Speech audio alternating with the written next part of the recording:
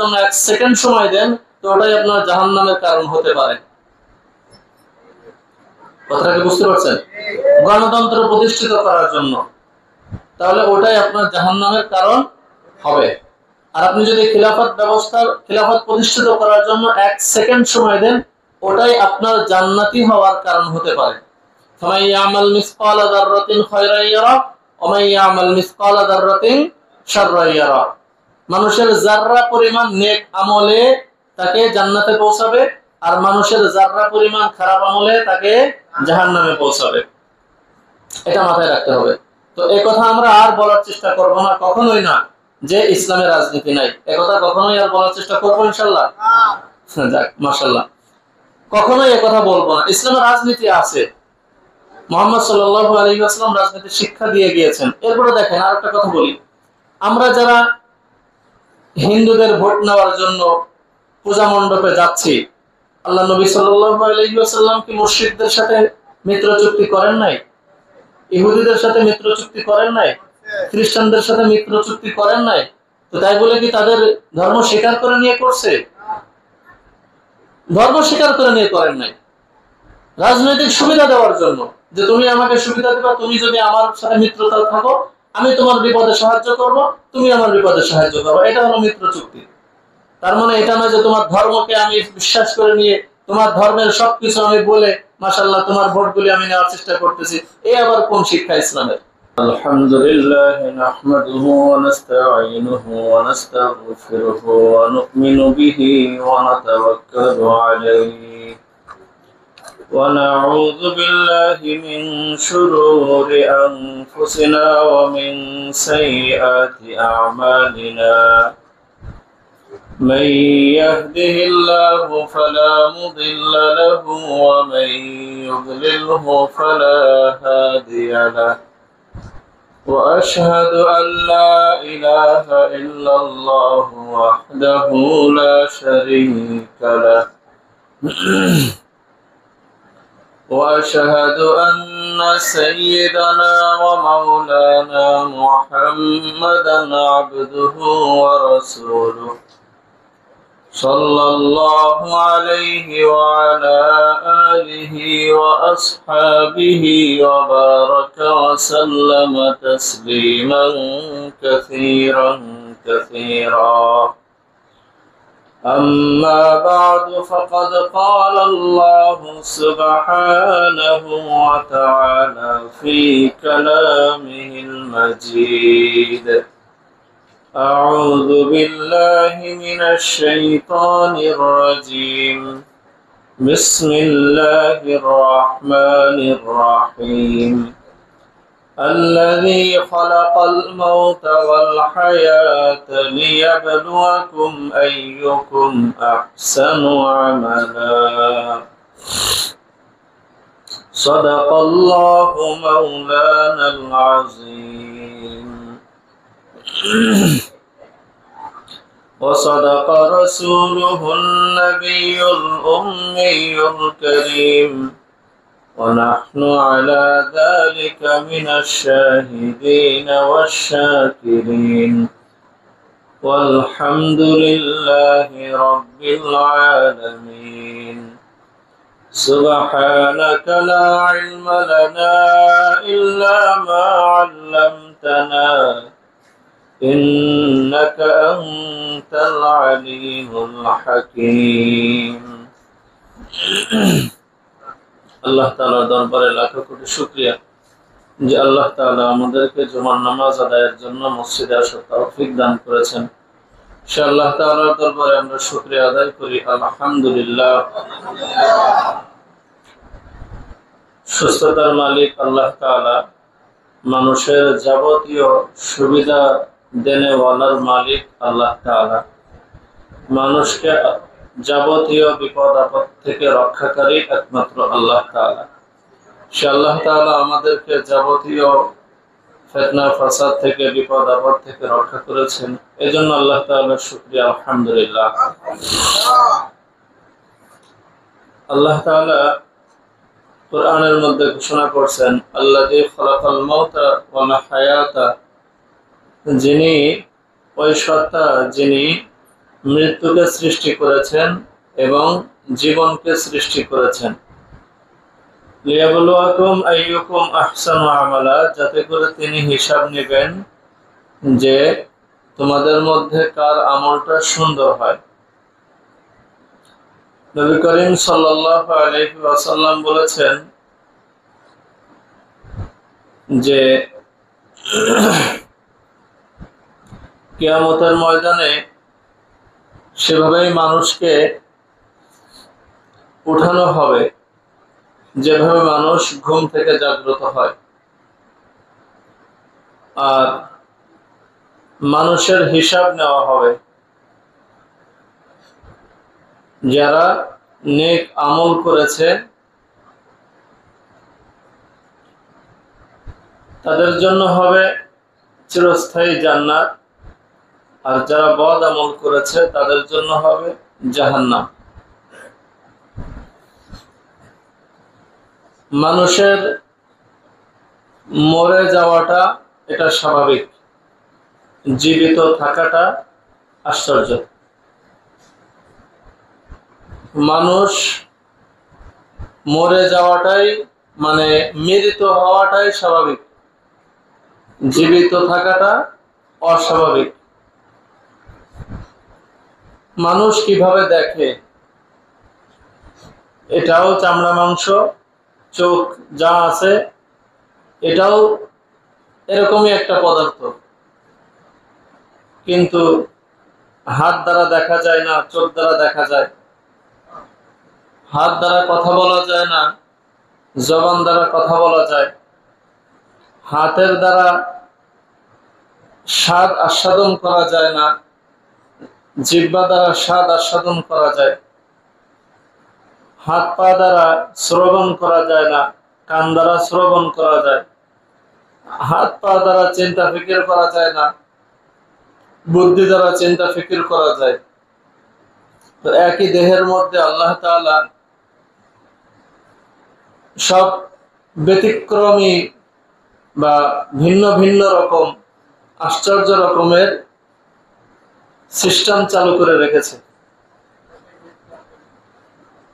একই মানুষের শরীর থেকে মুফাসসিরিনে কিরাম লেখেন, তোমরা যদি পৃথিবী বুঝতে চাও নিজের দেহ নিয়ে চিন্তা করো, তাহলে পুরো পৃথিবী বুঝে যাবে। কিভাবে? জমিনের মধ্যে কিছু পানি আছে গরম পানি, মানুষেরও শরীর থেকে গরম পানি নির্গত হয়। কিছু পানি আছে ঠান্ডা পানি, মানুষের শরীর থেকেও ঠান্ডা পানি নির্গত হয়। কিছু পানি আছে মিষ্টি পানি, মানুষের শরীরেও মিষ্টি পানি আছে। কিছু পানি আছে নোনা পানি, মানুষের শরীর থেকেও নোনা পানি নির্গত হয়।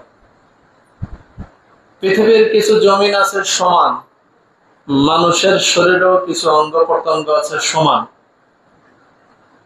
পৃথিবীর মধ্যে আছে কিছু জমিন পাহাড় পর্বত টিলা উঁচু নিচু, অর্থাৎ মানুষের শরীরের মধ্যেও কিছু জায়গা আছে উঁচু নিচু। পৃথিবীর মধ্যে গাছপালা বৃক্ষলতা জন্ম নেয়, ঘাস উদ্ভিদ, মানুষের শরীরের উপরেও পশম চুল বিভিন্ন নামে আমরা বলে থাকি, এগুলি ওর অনুরূপ একটা কিছু। তো আল্লাহ তাআলা এক মানব দেহের ভিতরে পৃথিবীর সব নমুনাগুলি দিয়ে রেখেছেন। পৃথিবীতে খাল বিল আছে, পৃথিবীতে খাল বিল দ্বারা পানি প্রবাহিত হয়।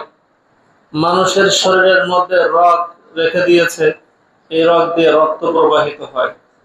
খাল বিল কোনটা মোটা কোনটা চিকন, অর্থাৎ কোনটা প্রশস্ত খাল কোনটা চিকন সরু খাল।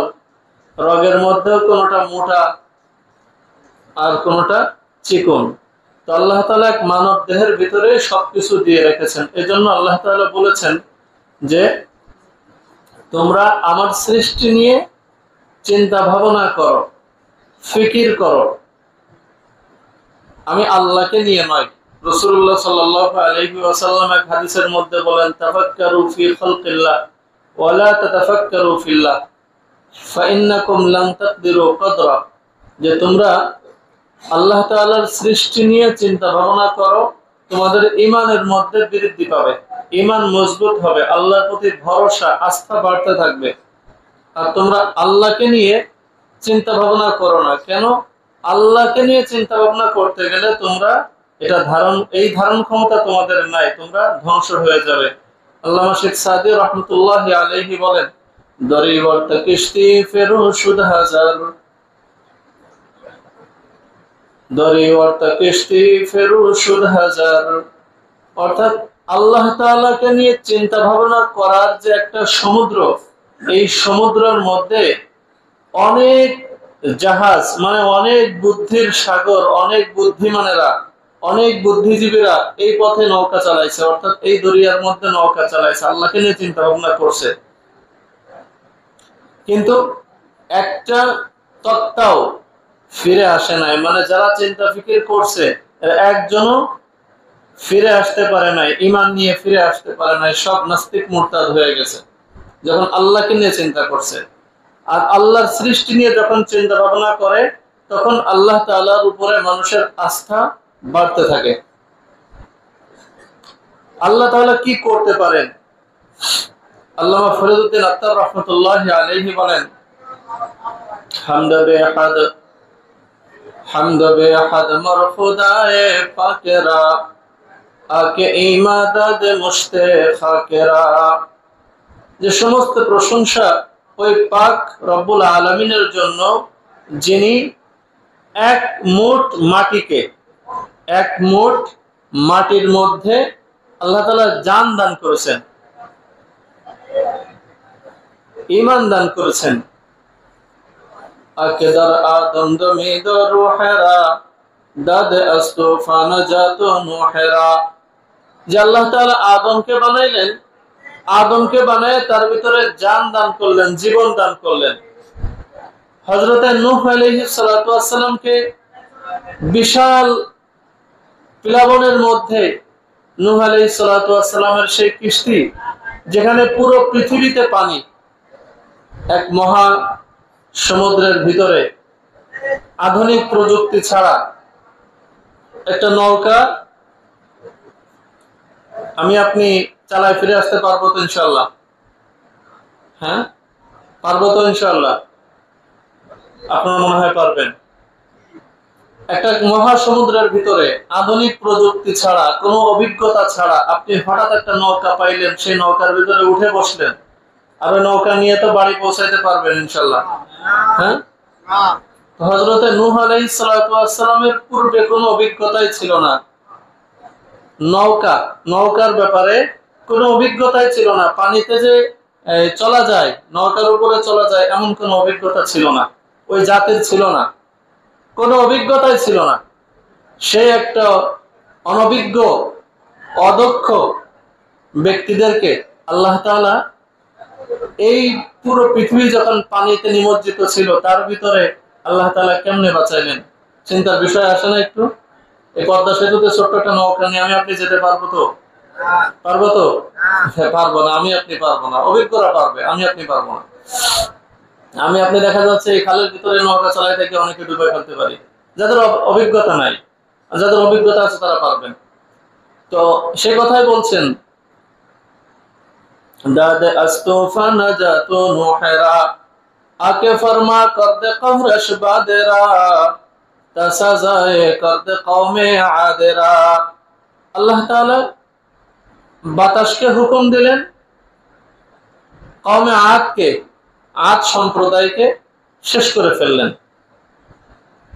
যখন বাতাস শুরু হয়, কওমে আদের লোকেরা, ওরা অনেক শক্তিশালী ছিল, অনেক বড় বড় ছিল, লম্বা, গায়ের শক্তি অনেক ছিল। তো নবী যখন দাওয়াত দিতেন, তখন তারা বলতেন যে আমাদের কিচ্ছু হবে না, আমাদের বড় বড় বাড়ি আছে। পাহাড় কেটে কেটে তারা বাড়ি বানাইতো।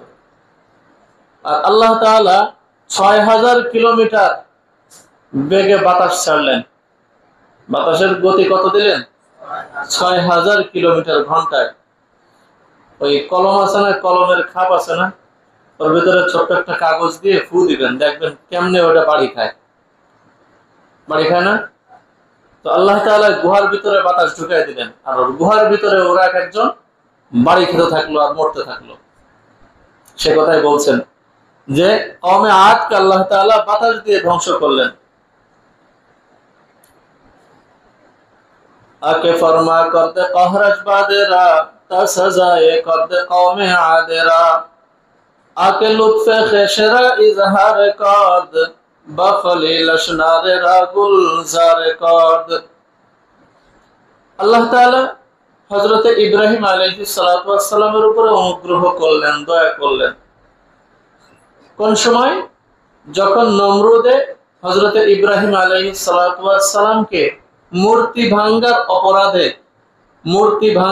অপরাধে যখন আগুনে নিক্ষেপ করেছিলেন, মূর্তি ভাঙ্গার অপরাধে যখন আগুনে নিক্ষেপ করেছিলেন, তখন হযরতে ইব্রাহিম আলাইহিস সালাতু ওয়াস সালামের কাছে ফেরেশতারা এসেছিলেন যে আল্লাহর খলিল, সাহায্য প্রয়োজন আছে কি? বলে না, যে আল্লাহ ফলাইছে সে আল্লাহ সাহায্য করবে। আপনারা যেন এমনটা বলেন না। আবার বুঝে আসছে? ইব্রাহিম আলাইহিস সালাতু ওয়াস সালামের সাথে আল্লাহর সম্পর্ক ছিল আলাদা। বুঝে আসে নাই? ওনাদের সম্পর্ক আর আমাদের সম্পর্ক এক নয়। ওনাদের সম্পর্ক আর আমাদের সম্পর্ক কি না? এক না। সরাসরি যদি আমরা বলি যে আল্লাহ সাহায্য করবে, খাওয়াইলে খাইবো, না খাওয়াইলে খাবো না, না, এমনটা আমাদের করা উচিত হবে না। আপনি চিন্তা করেন, আপনি দেখেন না যে আল্লাহ তাআলা আপনার খাবার উপার্জন করার মতো সক্ষমতা দিয়েছে, এটাই আল্লাহ আপনাকে সাহায্য করছে, আমাকে আপনাকে সাহায্য করছে। আপনি কি দেখছেন না আল্লাহ তাআলা আপনার ঘরের ভিতরে খাবার রান্নার ব্যবস্থা করে দিয়েছে, ঘরের ভিতরে খাবার রান্না হয়ে গেছে, আপনার ক্ষুধা লাগলে আপনি নিয়ে খান। আপনি যে হাত দিয়ে নিয়ে খেতে পারছেন, আপনার ঘরে যে খাবারের ব্যবস্থা আছে, এটাই আল্লাহ আপনাকে সাহায্য করছেন। আর আপনি যদি বসে থাকেন যে না, আমার মুখের মধ্যে আল্লাহ কেন দেয় না, না দেওয়া পর্যন্ত খাবো না, ওই সম্পর্ক করেন আপনি আল্লাহর সাথে। আপনি যদি সম্পর্ক করে নিতে পারেন তো কোনো সমস্যা নেই, কিন্তু আমার আপনার জন্য স্বাভাবিক অবস্থায় এই সিদ্ধান্ত ঠিক না যে আল্লাহ মুখের ভিতরে খাবার দিবে তাই খাবো। এই সিদ্ধান্ত আমার আপনার জন্য ঠিক না। কথাটা কি বুঝতে পারছেন? এটা নবীদের জন্য আলাদা বিষয়। আর আপনার যদি আল্লাহর সাথে ওইভাবে সম্পর্ক হয়ে যায়, আপনি তখন করেন, সমস্যা নেই, নিষেধ করছি না, কিন্তু স্বাভাবিক অবস্থায় এই সিদ্ধান্ত না। যেমন আরেকটা বিষয় বলি, ইয়াকা না'বুদু ওয়া ইয়াকা নাস্তাঈন। আমরা বলি না যে ইয়াকা না'বুদু, আল্লাহ আমরা আপনার কাছেই সাহায্য প্রার্থনা করি এবং আপনারই ইবাদত করি। ইয়াকা না'বুদু, আপনারই ইবাদত করি এবং আপনার কাছেই সাহায্য প্রার্থনা করি। এগুলো আমরা বলি না সর্বদাই। এখন দেখা যাচ্ছে আপনার একটা কুদাল দরকার, মাঠে কাজ করতে গেছেন, কুদাল নিতে ভুলে গেছেন, এখন আপনার ওই মাটি কাটতে হবে, কুদালের প্রয়োজন। এখন ওই যে পাশে একজন কুদাল নিয়ে আসছে, এখন তার কাছে আপনি কুদাল চাইলেন, তা আপনি কেন তার কাছে চাইলেন? কেন চাবেন? আপনি তো আল্লাহর কাছে সাহায্য নেন, আপনি তার কাছে চাইলেন কেন? কথাটা বুঝে আসে না? হ্যাঁ, আপনি তার কাছে চাবেন না, আপনি তো আল্লাহর কাছ থেকে যাবেন। এই মাত্র বললেন যে আপনি আল্লাহর কাছে সাহায্য চান, তো আপনি তার কাছ থেকে কেন কুদাল নিচ্ছেন? বলে যে এটা ওই সাহায্যের পরিপন্থী না, অর্থাৎ আল্লাহর কাছে যে সাহায্য চাওয়া হয় ওই সাহায্যের পরিপন্থী না। কথাটা মনে হয় বোঝাইতে পারি না। আপনি যে মানুষের কাছ থেকে কুড়াল নিলেন, প্রয়োজনে টাকা নিলেন, কাপড় চোপড় নিলেন বা ইত্যাদি যে কোনো সহযোগিতা আপনি একজন থেকে নিলেন, এটা আল্লাহর কাছে সাহায্য যে চাওয়ার কথা বলা হয়েছে ওই সাহায্যের পরিপন্থী এটা না। কথাটা কি বুঝতে পারছেন? আমরা আল্লাহর কাছে সব বিষয়ে সাহায্য চাই, কিন্তু মানুষের থেকে কম বেশি সাহায্য নেওয়া এটা এমন না যে আমরা আল্লাহকে বাদ দিয়ে তার থেকেই সাহায্য নিচ্ছি, এমন না। আল্লাহকে বাদ দিয়ে তার থেকে যেমন সাহায্য নিই না, অনুরূপ ভাবে আমাদের যা কিছু প্রয়োজন, যে সাহায্যগুলি আমাদের যা কিছু প্রয়োজন, ওগুলি সরাসরি আল্লাহ আমার হাতে পৌঁছাই দিবে, বিষয়টা এমন না। ব্যবস্থা করে দিয়েছে, আমি সেখান থেকে উপকৃত হতে পারতেছি, এটাই আল্লাহর সাহায্য। কথাটা কি বুঝতে পারছেন? তো হযরত ইব্রাহিম আলাইহিস সালাতু ওয়াস সালামকে মূর্তি ভাঙ্গার অপরাধে কি করেছিল? আগুনে ফেলেছিল। আর এখন আমাদের এই জাতির কালচারটাই এমন, এই জাতির কালচারটাই এমন একবার যারা খাইছে তো খাইছেই, ওরা বিষ হলেও খাইছে, মধু হলেও খাইছে। এই যে যারা দেখতেছেন পূজা মণ্ডপে যাচ্ছে যে সমস্ত নেতারা, বা নেতা বাদ দেন, যারা পূজা মণ্ডপে যে, হ্যাঁ, ওই কালীর, তারপরে দুর্গার, তারপরে বিভিন্ন হিন্দুদের যে দেব দেবী আছে তাদের প্রশংসা করতেছে এবং সেই বিশ্বাসে বিশ্বাসী বলতেছে, একজনের কি ঈমান আছে বলেন তো? হ্যাঁ, আপনাকে যদি কেউ বাধ্য করে জয় শ্রীরাম বলতে, জীবন রক্ষার্থে আপনি বললেন, আপনার জন্য জায়েজ আছে। কিন্তু আপনি একটা ভোটের আশায় বা আপনার দলকে ভারী করার আশায় বা আপনার কিছু জনসমর্থনের আশায় বা হিন্দুদের মন জয় করার লক্ষ্যে আপনি যে বললেন মা দুর্গা এবার আমাদের জন্য আশীর্বাদ নিয়ে এসেছেন, শান্তি নিয়ে এসেছেন, নাউজুবিল্লাহ, এই কথাগুলি যদি বলেন, আচ্ছা একজন মুসলমানের কি ঈমান থাকলো? সাথে সাথে বেঈমান, ওটা মুরতাদ হয়ে গেছে, ওয়াজিবুল কতল, ওটাকে হত্যা করতে হবে। আবার যেন আপনারা হত্যা করতে যান না, খবরদার। বুঝে আসে নাই? এই হত্যা করার দায়িত্ব কার? রাষ্ট্রের, এটা আমাদের দায়িত্ব না। আবার যখন জিহাদ ফরজ হবে তখন আপনারা করেন, সমস্যা নেই, কিন্তু এই মুহূর্তে যায়েন না কেউ। তো আমার আপনার অর্থে, আমার আপনার দ্বারা মুশরিকদের কোন শিরকি কাজে যদি সহযোগিতা হয় আর আমরা যদি সেই সহযোগিতা করি, তাতেই তো ঈমান থাকছে না। আর সশরীরে সেখানে গিয়ে তাদের প্রসাদ খাচ্ছি, তাদের গুণকীর্তন করতেছি, তাদের যে বক্তব্য সেই বক্তব্যই আমরা দিচ্ছি, কনফার্ম জান্নাতি। হ্যাঁ, একেবারে নিশ্চিত জান্নাতি। নিশ্চিত জান্নাতি না? ওই অবস্থায় মারা গেলে নিশ্চিত। মাশাআল্লাহ, আপনারা তো মুফতি সাহেব হয়ে গেছেন, ফতোয়া ভালোই জানেন। হ্যাঁ, এটাই এটাই। আপনাকে কে বলছে নবী করিম সাল্লাল্লাহু আলাইহি ওয়াসাল্লাম রাষ্ট্র শাসন করে নাই? আপনাকে কে বলছে দুর্গা পূজায় গিয়ে আপনার ভোট অর্জন করতে? কে বলছে দুর্গা পূজায় গিয়ে আপনাকে এই কি রাষ্ট্র ক্ষমতায় আসতে? কে বলছে? ইসলামে কোথাও আছে এগুলি? কোথাও নাই, এগুলি কোথাও নাই, কোথাও নাই। গণতন্ত্রের যে বিষয় আছে, এ বিষয়ে বলতে গেলে ছোট মুখে অনেক লম্বা কথা হয়ে যায়। বড় বড় হুজুররা যারাই করতেছে না কেন, যারা করতেছে তাদের কাছে জিজ্ঞাসা করেন, ভাই আপনি কেন করতেছেন? বুঝে আসে নাই? যারা করতেছে তাদের কাছে জিজ্ঞাসা করেন যে ভাই আপনি কেন করতেছেন এইভাবে। অনেকে বলতেছে জিহাদ, অনেকে বলতেছে এটাই একমাত্র জিহাদের রাস্তা, অনেকে বলতেছে এটাই ভোট দিলে জান্নাতি। এই সার্টিফিকেট কে দিয়েছে যে এই ভোট দিলে, এই দলরে সেই দলরে ভোট দিলে জান্নাতি, বা এই দলরে এ করলে জান্নাতি, বা এটাই একমাত্র রাস্তা? এগুলি কোন কোন কোরআন হাদিসে আছে? এগুলি তো নাই ভাই। এই জন্য এই সমস্ত কথায় আমরা বিভ্রান্ত না হই। ইসলামকে ইসলামের জায়গায় রাখি, রাজনীতিকে রাজনীতির জায়গায় রাখি। আবার এটা মনে করেন না যে ইসলামে রাজনীতি নাই। খবরদার, এটা যেন মনে করেন না যে ইসলামে রাজনীতি নাই। ইসলামই রাজনীতির উৎস, ইসলামেই রাজনীতি আছে। যে ব্যক্তি মুসলমান তাকে কোনো না কোনো ভাবে রাজনীতি করতেই হবে। যে মুসলমান তাকে কি করতে হবে? রাজনীতি করতেই হবে। তাকে খিলাফতে বিশ্বাসী থাকতেই হবে। যে মুসলমান তাকে কিসে বিশ্বাসী থাকতে হবে? খিলাফত ব্যবস্থায় তাকে বিশ্বাসী থাকতেই হবে। যদি কোনো ব্যক্তি খিলাফত ব্যবস্থাকে, আল্লাহ শাসনকে যদি কোনো ব্যক্তি অস্বীকার করে, সে মুসলমান না। যদি কোনো ব্যক্তি বলে যে এখন ইসলাম শাসন ব্যবস্থা চলবে না, এটা চলে না, এটা মানুষ খাবে না, এটা মানুষ খায় না, এটা দ্বারা এখন দুনিয়া শাসন করা যাবে না, তো এই কথা বলার সাথে সাথে সে বেঈমান হয়ে যাবে, মুরতাদ হয়ে যাবে। আল্লাহ বলছে কিয়ামত পর্যন্ত এই কোরআন এই সমস্ত মানুষের, শুধু মুসলমান না, সমস্ত মানুষের জন্য এই কোরআন সর্ব অবস্থায়। আর আপনি বলছেন এখন চলবে না, তো আপনি বেশি বুঝেন না আল্লাহ বেশি বুঝে? তা আপনি যে বললেন যে চলবে না, এই যুগে চলে না, আপনি বলছেন না একটু আগে, তো আপনার ঈমান থাকলো কোথায়? কথাটা বুঝে আসছে? আল্লাহ রাসূল সাল্লাল্লাহু আলাইহি ওয়াসাল্লাম তিনি রাষ্ট্র চালান নাই? আবু বকর রাদিয়াল্লাহু তাআলা রাষ্ট্র চালান নাই?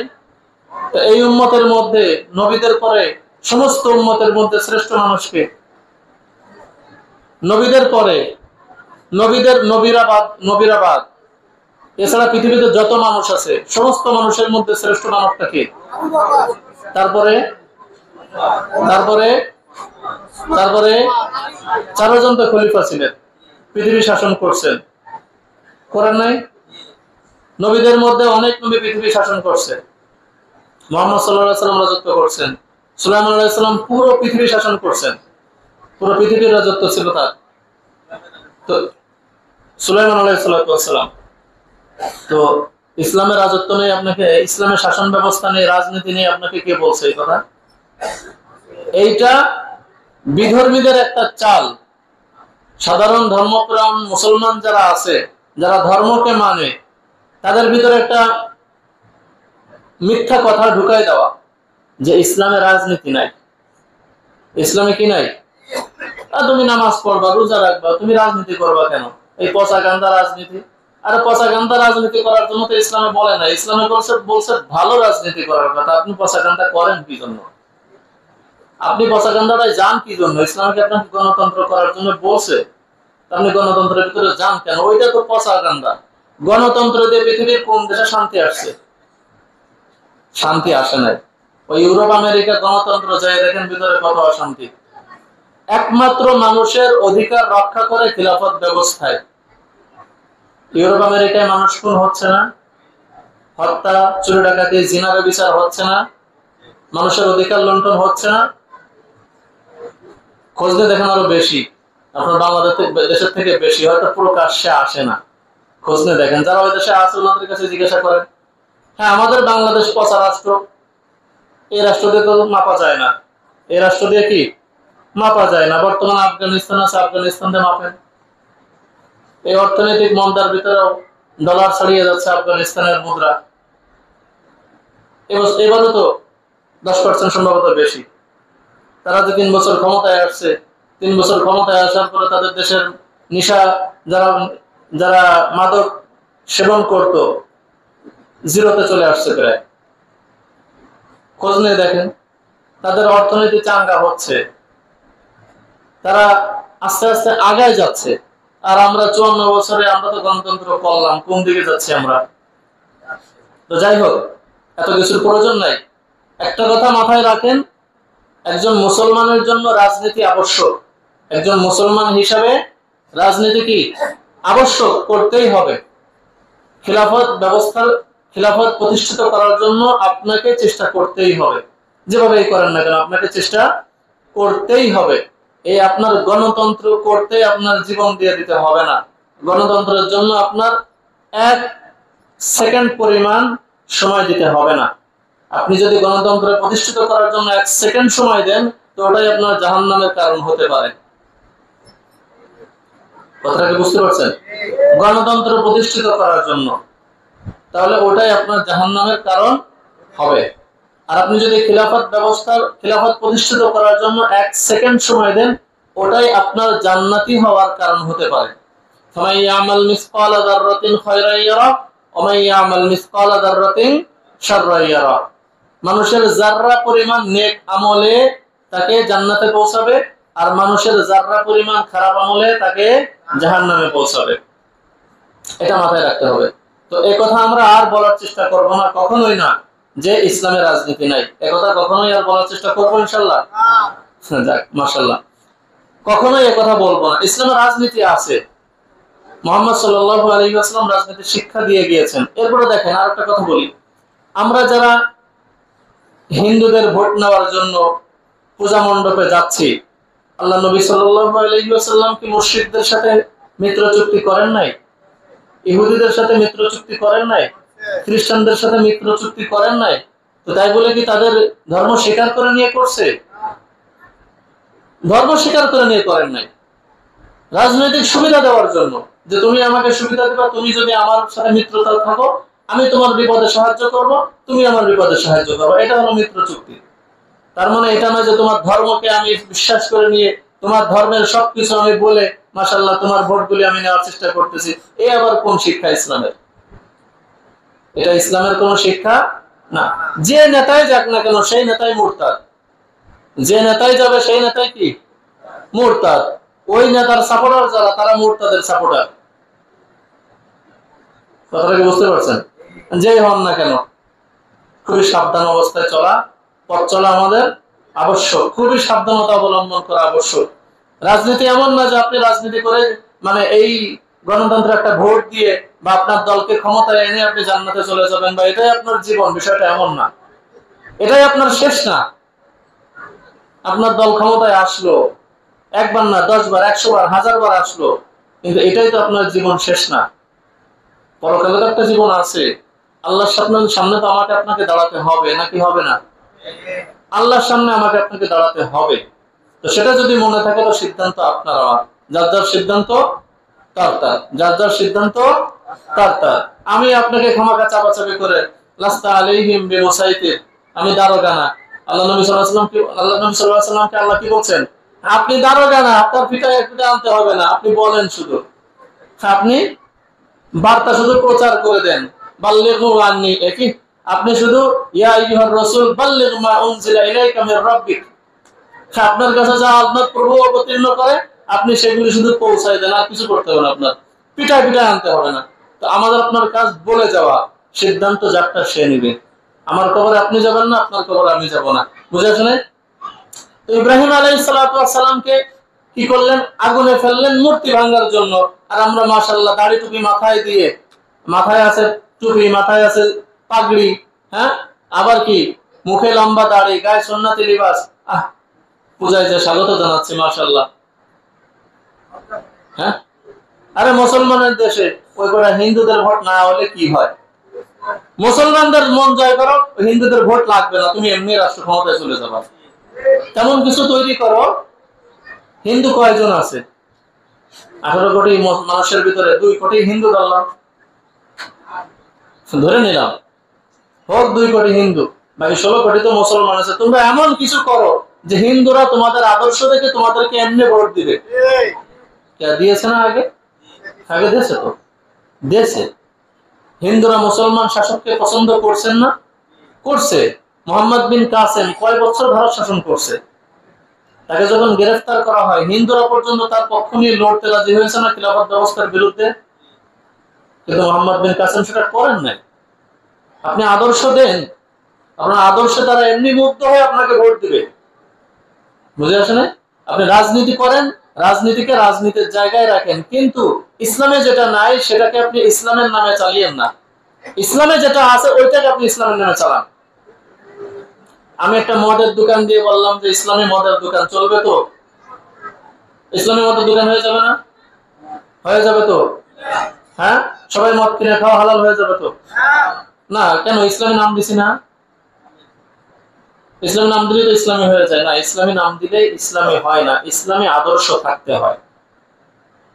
আমি কোন রাজনৈতিক দলকে উদ্দেশ্য করে বলতেছি না, আমি যেটা বোঝাতে চাচ্ছি সেটা হলো ইসলামটাকে নাম দিলেই বা ইসলামের কিছু সংযুক্ত করলেই সেটা ইসলাম হয়ে যায় না, এটা আমাদের মাথায় রাখতে হবে। গণতন্ত্র গণতন্ত্র, এটা ইসলামী কিছু না। ইসলামে খিলাফত ব্যবস্থা, আপনাকে যদি ইসলামী রাজনীতি করতে হয় তো খিলাফত ব্যবস্থায় আসেন, আর যদি গণতন্ত্র করতে হয় তো গণতন্ত্রের নাম দিয়ে গণতন্ত্র করেন। নিরুপায় হয়ে যদি করেন তো সেটাও বলেন যে আমি নিরুপায় হয়ে গণতন্ত্রের মাধ্যমে ক্ষমতায় যেতে চাই, সেটাই বলেন, সমস্যা নেই।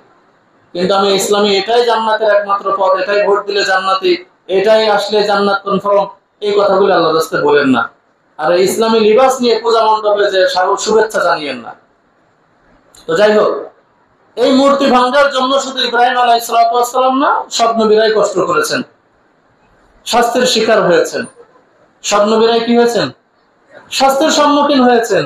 আর আপনি সেই মূর্তি পূজায়, সেই মূর্তির সামনে গিয়ে মাশাআল্লাহ আপনার মুসলমানিত্বকে বিসর্জন দিচ্ছেন।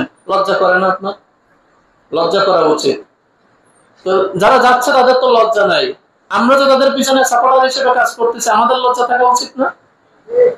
আমাদের লজ্জা থাকা উচিত না? আমি যখন নেতাকে বলতেছি মাশাআল্লাহ আমরা হাসতেছি, কেন আপনি যে ওই নেতার সাপোর্ট করতেছেন আপনার লজ্জা করে না? চুরি করা আর চোরের সাপোর্টার হওয়া তো একই জিনিস। একজন খেললো মাঠে, একজন ক্রিকেট খেলতেছে জুয়ার মাধ্যমে, যে বিশ্বকাপ খেলাগুলি হয়, বিশ্বকাপ খেলাগুলি হয় না, যারা খেলে ওরা তো এক গুনাহগার, ওরা এক জুয়ারি। আর আপনি দেখতেছেন আপনি আরো জুয়ারের সাপোর্টার, যে খেলতেছে তার যে গুনাহ আছে তার থেকে বেশি গুনাহ তো হচ্ছে আপনার, বুঝে আসলে? এখন এই খেলার আরো ফেতনা, মানে কোনো দিক এখন খালি নাই, কোনো দিক ফিতনা থেকে খালি নাই, কোনো দিক ফিতনা থেকে খালি নাই। মুসলমান কোন শ্রেণীর মুসলমান খেলার সাথে জড়িত না? এখন সব জড়িত। আর খেলা মানেই চরম জুয়া, চরম জুয়া। খেলে কোন কোন দেশে? এই পিছু পিছু পোলাপান, আপনার ঘরের পিছু পিছু পোলাপান, আপন দুই ভাই জুয়া ধরে, বাজে ধরে। এই ওভারে 6 মারবে কয়টা? ওকে 3টা। ওকে না, একটা মারতে পারবে না।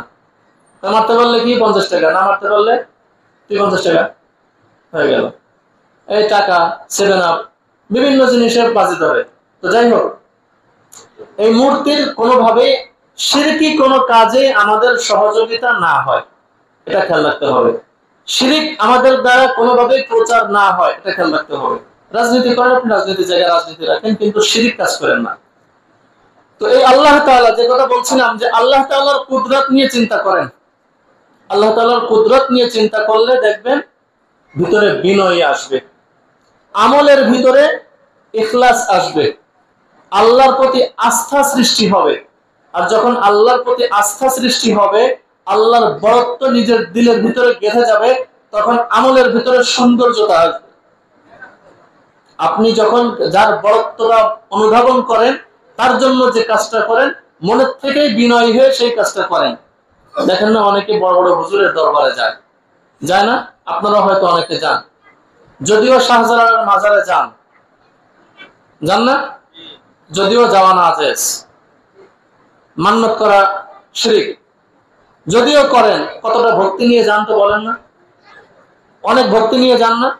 অনুরূপ ভাবে যখন কোন পীর সাহেবের দরবারে যান, জিন্দা, গুনাহের কিছু নাই, কতটা ভক্তি শ্রদ্ধা নিয়ে যান না?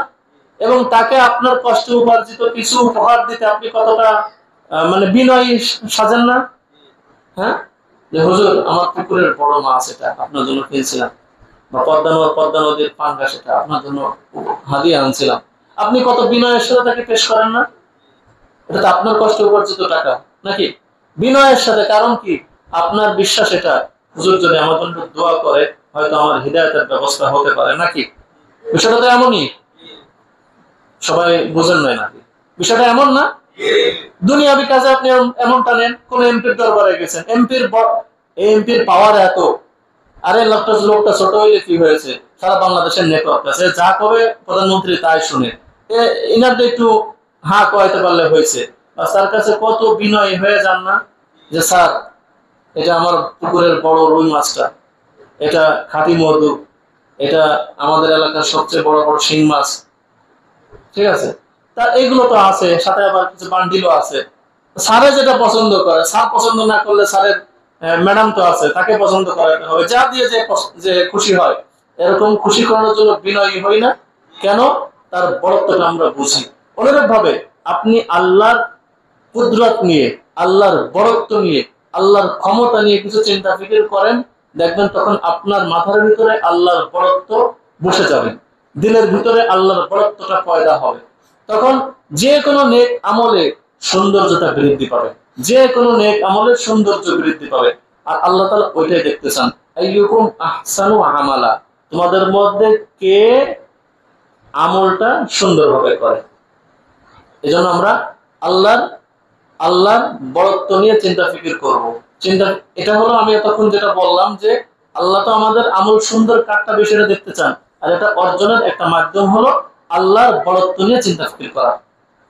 আমরা চেষ্টা করবো ইনশাআল্লাহ। আল্লাহ তাআলা আমাদের সকলকে তৌফিক দান করুন। ওয়া আখিরু দাওয়ানা আলহামদুলিল্লাহি রাব্বিল আলামিন।